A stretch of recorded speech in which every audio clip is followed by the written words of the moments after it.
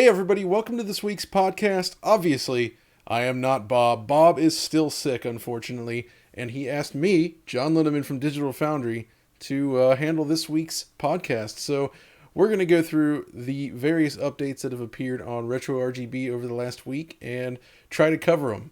I can't promise it'll be as entertaining or as well thought out as what Bob normally does, but he can't miss a week, and I'm here to help make sure that does not happen. So let's get into it. First item on the agenda today, the Sinden light gun. If you guys haven't checked this out, this is an amazing light gun that allows you to essentially play light gun games on an HD TV.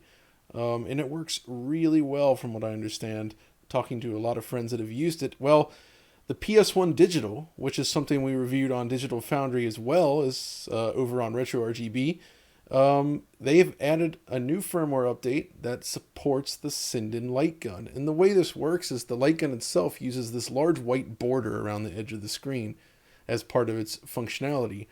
And this is now an option that can be enabled on the PS1 Digital, which allows you to use the light gun with various light gun games on the PlayStation, which is quite a nice thing, I think, as the PS1 has some amazing titles. Obviously, the Time Crisis stuff, Point Blank series, Elemental Gearbolt, and a whole slew of other light gun games. So I've actually been wanting to get my hands on this light gun for a while, and this is just one more reason to do so, I suspect, because, yeah, being able to play this on a large HD TV should give you that nice arcade feeling that you perhaps don't get playing on a small CRT.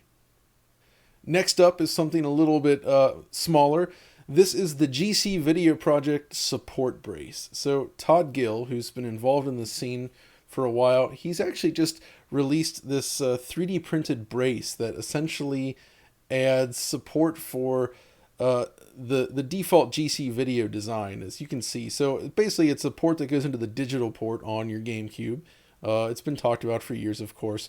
The problem is, though, is it sticks out a fair amount, and when you plug in an HDMI cable into this, it can kind of put a lot of pressure on the actual port on your GameCube as well. And because the GameCube has this sort of, if you look here, you can see how it kind of fits in there. It's this little 3D printed wedge, and there's this gap running along the side here on the GameCube. Not gap, but it's like a little lip around where the AV ports and the vent is. And they even have a little hole here for that vent. It essentially rests on that. And this provides that extra little bit of support to mean that you can press down on a little bit, put the weight from the cable without actually impacting the port on your GameCube itself. So small little thing, but really cool and useful, I suppose, if you're using GCVideo adapters like this, such as the Prism, the Carby, or anything else like that. So definitely something worth checking out. Next up, the 8BitDo Pro 2 review. So this comes to us from Lou Seedman, I suppose. And he did a nice little video here reviewing this controller. And I guess the idea here is it sort of takes the place of the official Switch Pro controller, but still offers a lot of the functionality you get with typical 8BitDo pads. The big thing I catch from this, though, is right here. Essentially, it has a switch on the back of the controller now. And this is a big deal because on a lot of these 8BitDo pads, if you want to toggle between the different modes, like let's say you want to use it on like the Switch, but then you want to go and use it on a different machine. If you have like a Bluetooth adapter for a retro console or something like that, you used to have to hold the buttons at startup in different combination to put it into the correct pairing mode. This kind of takes the guesswork out of that, it seems like, which is a really nice feature. Just flick it to the one that you want and go from there. The pad itself sort of maintains that Super NES style design, I suppose, but with the sort of wings on the side, like almost like a PlayStation controller, I would say, which makes sense given what it's going for here. I like the look of it. I'd be curious to try it. I can't say from experience, though. I haven't really used any of 8BitDo's controllers with analog sticks, just the normal D-pad controllers, but it does look nice, and the review is pretty positive about it. So, and it is cheaper as well than the official Switch Pro controller, and plus the D-pad, of course, looks pretty good as well. So this could be a nice alternative, and definitely going to be a better alternative than playing with the Joy-Con themselves housed in their little, what is it, the little adapter. That thing does not feel great to use on the TV, so definitely check this out. Next up, the Ultra CD RAM Cart, available for pre-order. Okay, now this one's cool. So Castlevania Games just opened up pre-orders for this thing. It's from DB Electronics, who always puts out great stuff. Essentially, it's just a RAM cartridge for the Sega/Mega CD. And as a heavy Mega CD user, this is very useful because the system itself does not have a lot of built-in storage. I actually already have, as they mention here, the original 1 megabit CD backup RAM cart.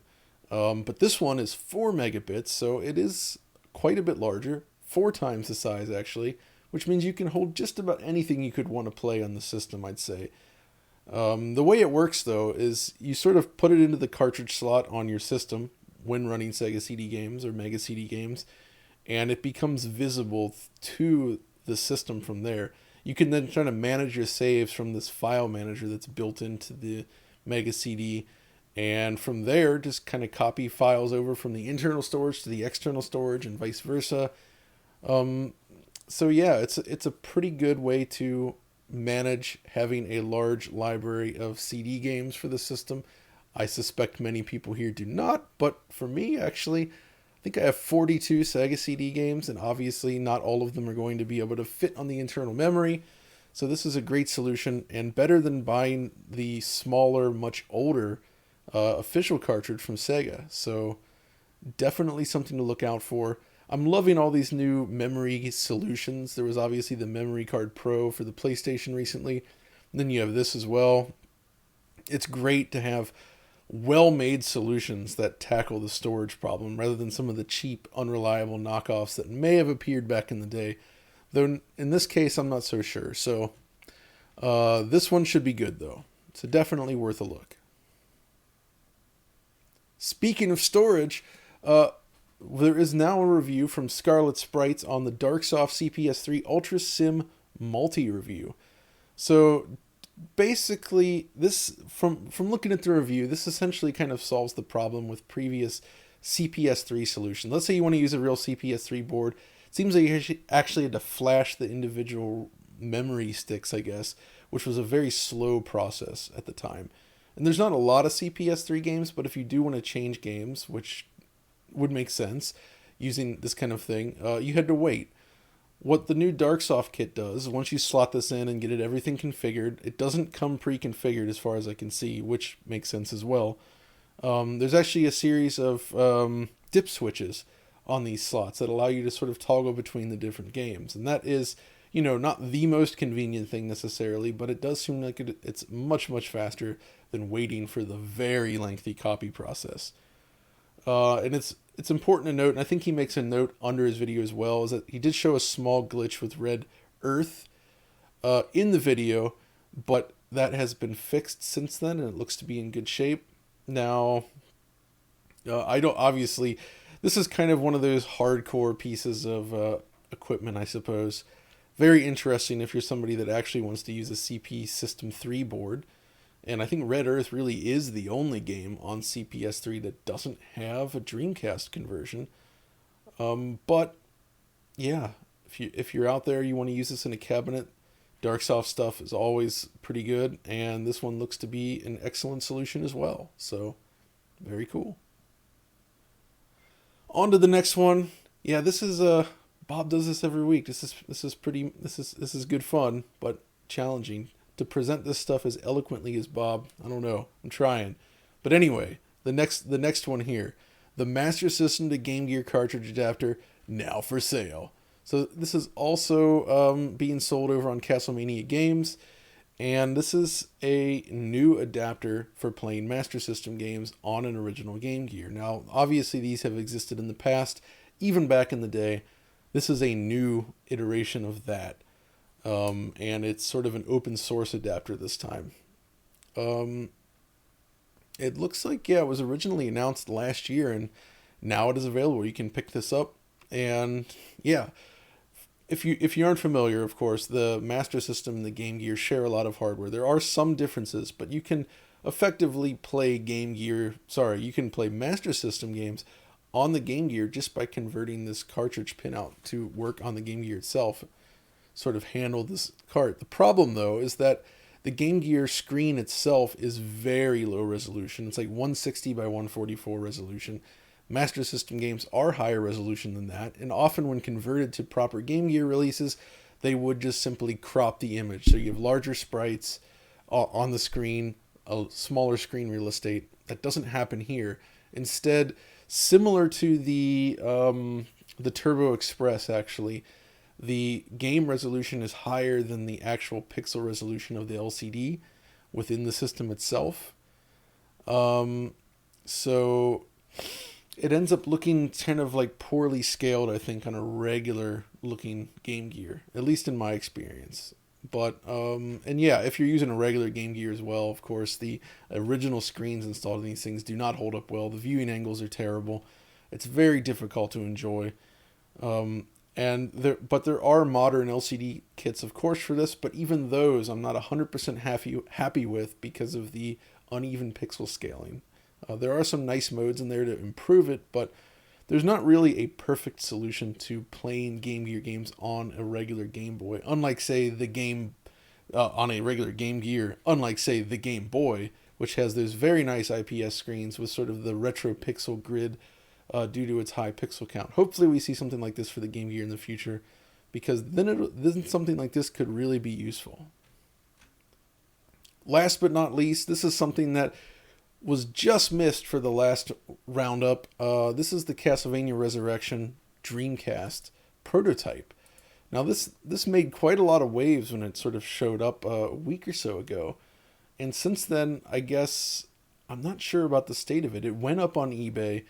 The bids went up very high and then it disappeared, which makes me think perhaps it was sold to some private seller. I'm not entirely sure on this, but what's interesting about it is that this was one of the earliest games announced for the Sega Dreamcast. It was a Western developed take on Castlevania, so I'm not entirely sure how great it would have been, to be honest, in the end. But it was very hyped at the time.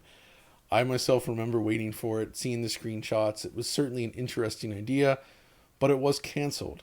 But obviously, some of it exists. There was a demo shown behind closed doors back at E3 1999 before the system launched, and it seems like this demo is specifically the one that was shown to select people at the time.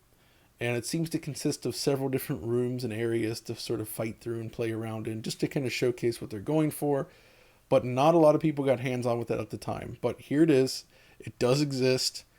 There's video of it actually running. This is an official GDR disc. And yeah, look at that. I really hope that someday we can actually get our hands on this, because right now I don't know the status of where this is at, but I really hope that this build is somehow released at some point, and we're really not sure what's going to happen. But this is the kind of stuff I love seeing, like long lost games, game releases like this, unfinished prototypes that just sort of resurface in this way, and it would really give us a piece of history. And yeah, we'll have to keep an eye out for that. So yeah, anyway, that's pretty much going to do it for this weekly roundup. Perhaps it's a little bit shorter than usual. I don't quite have the eloquence of Bob when it comes to handling this sort of thing, because I haven't done this before, but it's a fun little exercise taking a look at this stuff. Of these stories we saw today, though, I think the most exciting for me has to be the combination of the Ultra CD RAM Cart. Having more of that is great. And of course, the light gun support for the PS1 Digital. That's probably the most interesting one. And I really need to look into getting one of those Sinden light guns, I think, in here. Because, light gun games, they're awesome. But anyway, thanks for watching, everybody. And hopefully next week, Bob will be back to serenade you with his tales of the retro world that we all live in. So until then, take care.